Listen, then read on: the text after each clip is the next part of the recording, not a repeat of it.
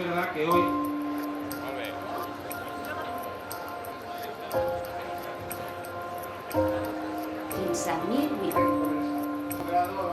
Valenciana, 1000 oportunidades diferentes en el litoral, en el interior, en turismo cultural, turismo de deportes.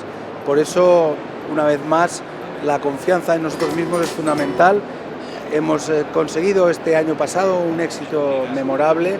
Estamos con más de 30 millones de visitantes, casi 10 millones de extranjeros que han confiado en la Comunitat Valenciana, y cuando ha habido una especie de una cierta paralización del turismo en España, en la Comunitat Valenciana ha continuado creciendo el 3,8% de visitantes y casi el 8% en gasto.